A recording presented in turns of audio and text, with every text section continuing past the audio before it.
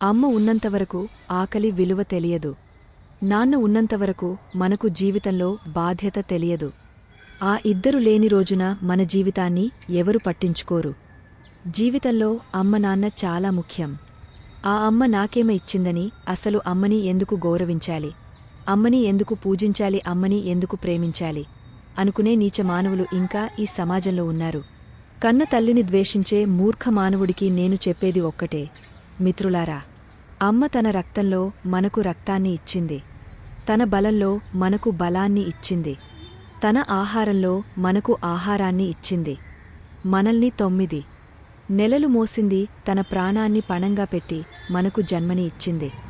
ఇంత చేసిన అమ్మకి వృద్ధాప్యం రాగానే ఎక్కడో మూలన ఒక మంచం వేసి ఒక అంటరాని దానిలా చూసే దుర్మార్గులు ఇంకా ఈ సమాజంలో ఉన్నారు.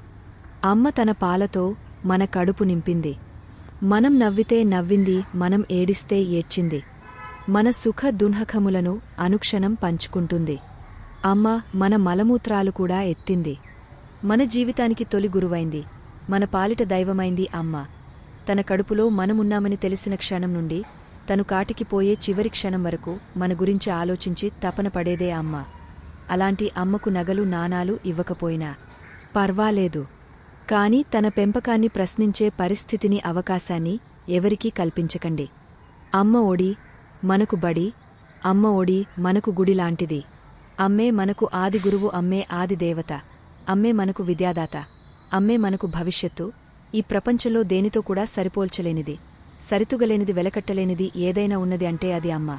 ప్రేమే అమ్మ. ప్రేమ ఒక్కటే. నా వీడియో చూస్తున్న ప్రతి ఆడబిడ్డకి, నన్ను మీ కన్న బిడ్డలా చూస్తూ మీ ప్రేమాభిమానంతో ఆదరిస్తూ నన్ను ఆశీర్వదిస్తూ ఉన్న ప్రతి తల్లికి నా శిరస్సు వంచి నమస్కరిస్తున్నాను. మాతృదేవోభవ. హరే రామ. ఈ వీడియో చూశాక అమ్మ గురించి మీ అభిప్రాయం ఏదైనా సరే తప్పకుండా కామెంట్ చేయండి. నేనంటే ఇష్టముంటే ఒక లైక్ చేయండి ప్లీజ్. నా ఛానల్ సపోర్ట్ చేయండి ఫ్రెండ్స్ అమ్మ గురించి మీ అభిప్రాయాన్ని కామెంట్ రూపంలో తెలియజేయ. మీ అమ్మని మీరు ఎలా చూసుకుంటున్నారో తెలియజేయండి ఫ్రెండ్స్. ఇంకొక విషయం, నా బాల్కనీ గ్రీనరీ ఎలా ఉందో తెలియజేయండి. నా వీడియో మీకు ఇన్ఫర్మేషన్గా ఉంటే లైక్ చేసుకోండి ఫ్రెండ్స్.